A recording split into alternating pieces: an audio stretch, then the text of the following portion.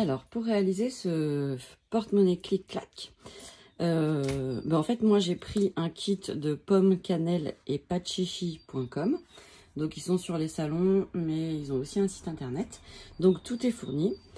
Alors, il y a donc le fermoir clic-clac. Donc, c'est 2 bandes de métal avec ce petit rivet, cette petite barre ici en ferraille qu'il faut surtout pas perdre.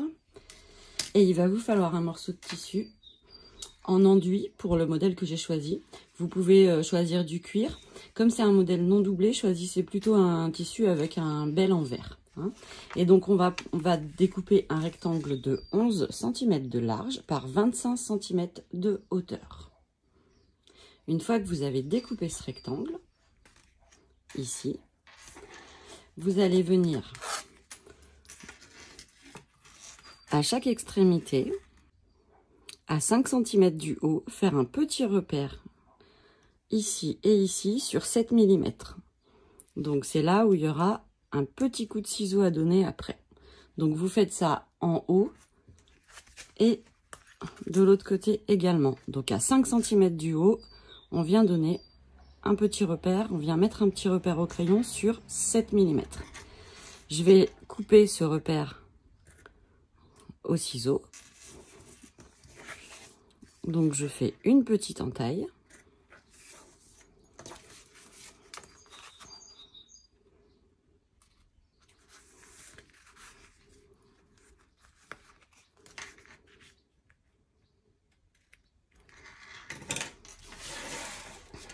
Voilà, donc quand vous avez fait ici vos 4 petits coups de ciseaux en haut et en bas à 5 cm du haut, on va replier le tissu sur cette longueur ici.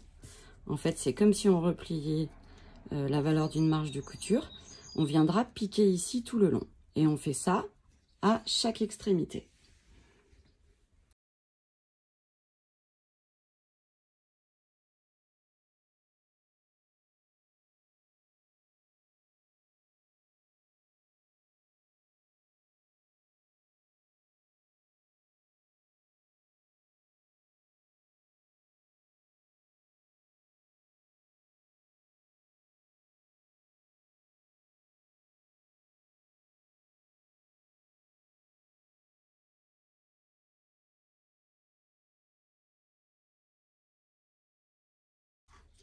Donc, quand vous avez replié vos 4 valeurs de couture ici, vous venez piquer maintenant en point droit tout le long aux 4 petits coins de votre futur porte-monnaie. Ici, c'est un tissu enduit. Si vous prenez du cuir ou autre, pensez à utiliser un pied-téflon, une aiguille en 80, 90, voire 100 si c'est du cuir. Et surtout, si vous voyez que c'est épais, vous allongez votre point. Donc là, je suis en point allongé à 4. J'ai bien mon pied-téflon. Je vais faire 3 petits points en avant, 3 points en arrière.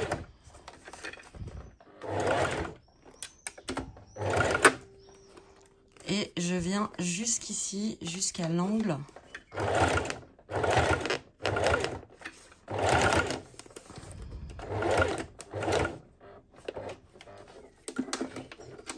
Et je repars en point arrière. Et puis, je termine en point avant. Donc, je vais faire la même chose pour les 4 petites bandes.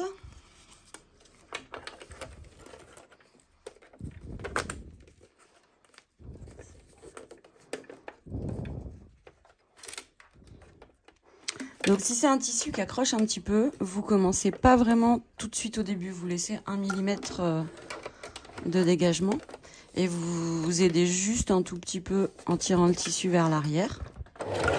Mais normalement le pied-téflon suffit.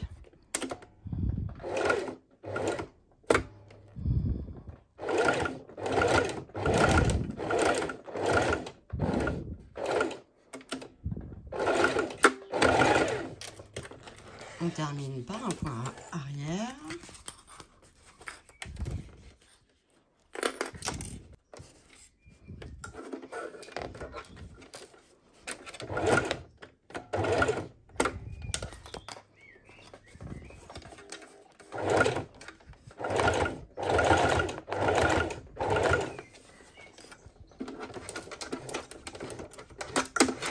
N'hésitez pas à utiliser le volant de la machine à coudre.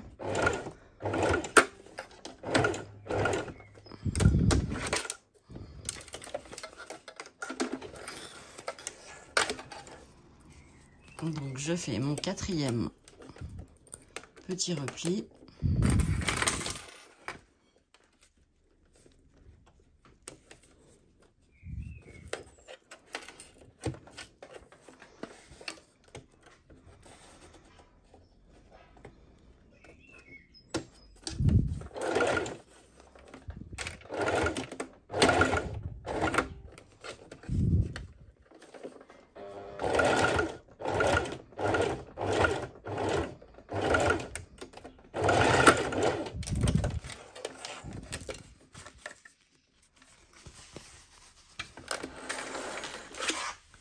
Donc là, j'ai fait mes 4 petits replis. Je suis venue piquer ici à chaque fois. Maintenant, je vais devoir plier en deux chaque partie ici et ici et venir piquer tout le long. Donc, je plie.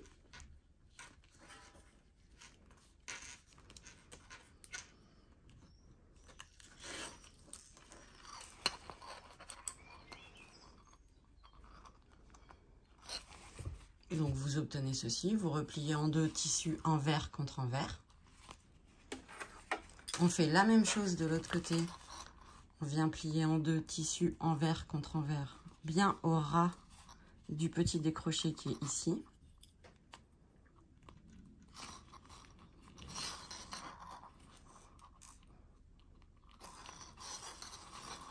Et là, on va devoir piquer ici tout le long. Et ici, tout le long. À 2 mm en fait du bas du tissu.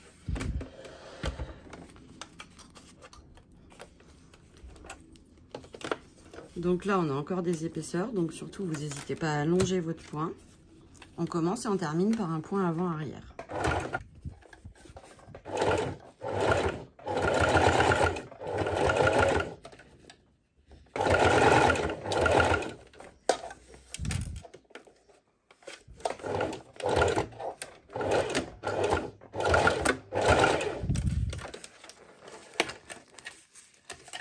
Donc ici, ça forme donc un tube.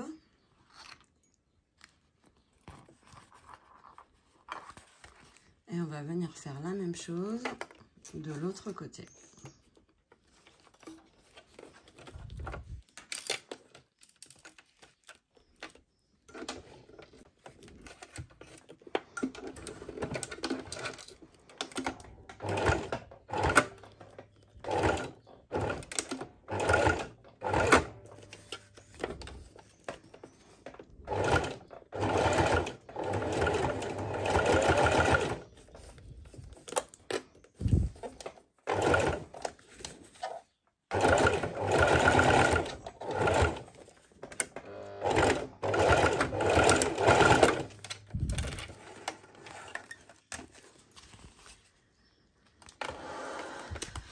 Donc on a cousu, plié en deux ici, envers contre envers, et on est venu piquer ici en bas. On va couper tous nos petits fils.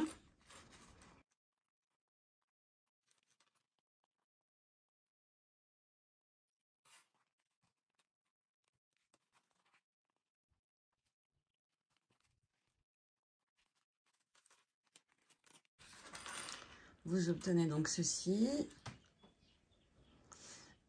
Et maintenant, en fait, il reste juste 2 coutures à faire. On va venir plier endroit contre endroit, comme ceci. On met en haut, bord à bord, nos 2 petits tubes qui ont été formés par la couture précédente.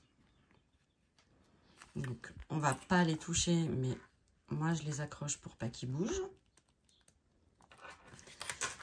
On va plier ici en insistant un peu avec l'ongle. Et en fait, on va venir piquer en point droit, juste ici, tout le long, à 7 mm du bord, donc dans la longueur ici. Et pareil, dans la longueur ici, à 7 mm du bord.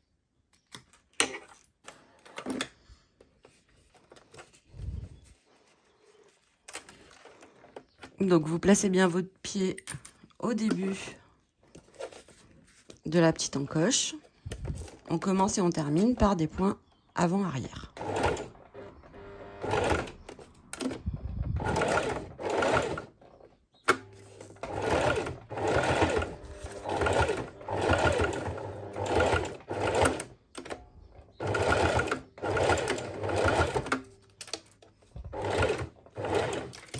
Donc en fait 7 mm du bord, quand vous avez l'aiguille au centre, c'est le ras du pied de biche qui est juste ici. Donc c'est assez facile.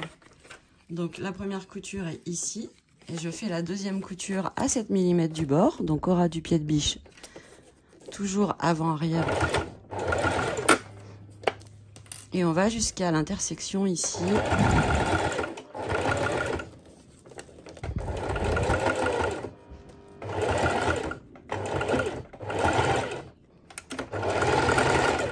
Et vous faites bien un point avant-arrière également à la fin. Donc vous obtenez le porte-monnaie à l'envers. On va couper tous les petits fils. Ici on a un tissu enduit, il n'y a pas besoin de faire de points zigzag pour éviter que ça s'effiloche. Si vous prenez un cuir ou un simili-cuir, c'est pareil, vous n'avez pas besoin de faire de points zigzag. Et dans un autre tuto, je vous montrerai comment on fait la même chose, mais en doublant le porte-monnaie pour qu'il soit en fait doublé. Donc maintenant que j'ai ceci, donc le porte-monnaie à l'envers, les coutures de côté, vous pouvez recouper légèrement la marge. Moi, je la laisse parce que ça ne gêne pas. Et vous allez le mettre à l'endroit. Donc vous retournez à l'endroit.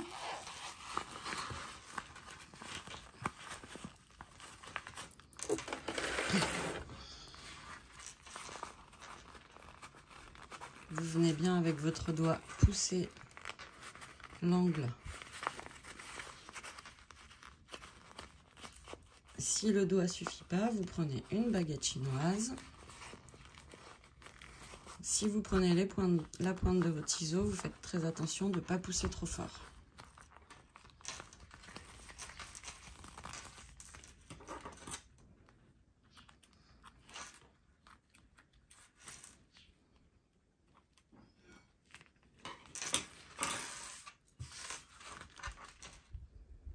Donc on a le porte-monnaie ici, extérieur. Maintenant, on va passer à la pose du fermoir.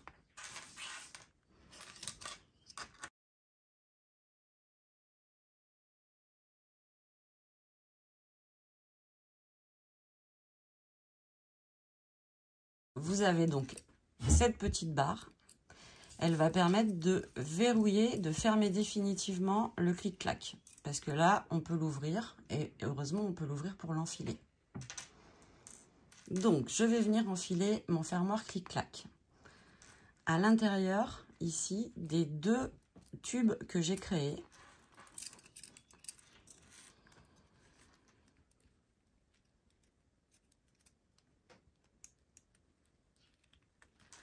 Vous faites coulisser dans les deux tubes le plus possible, arriver au bout ici. Et là, vous allez voir qu'ici, on a deux parties sur une première barre et une partie sur une autre barre. Et c'est à l'intérieur de ces parties-là qu'on va venir enfiler le petit bout de ferraille. Donc, je pousse un peu mon tissu vers le bas pour tricher.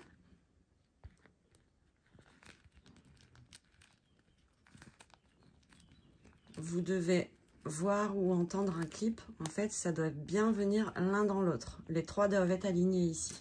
Sur ce fermoir, vous avez un des deux côtés qui est ouvert avec un petit rabat qu'on pourra pousser à la fin. Donc, c'est là qu'on va glisser la petite barre en métal.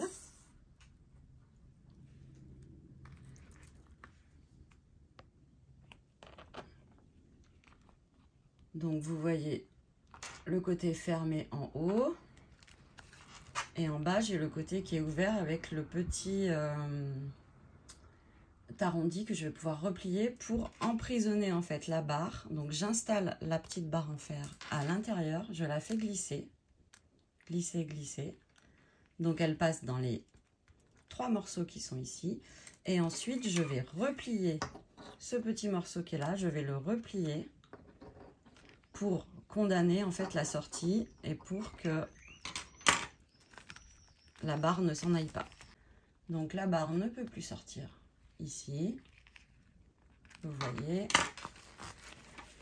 Et c'est magique parce que là, maintenant, en très peu de couture, vous voyez, j'ai bien mon porte-monnaie qui fait clic et clac. Et clic et clac.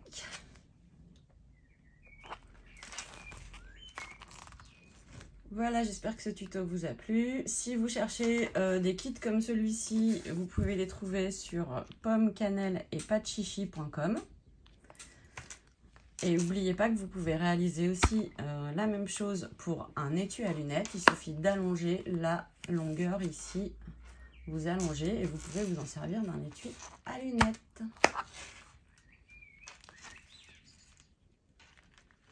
À très bientôt et si vous avez aimé cette vidéo, n'hésitez pas à vous abonner à ma chaîne.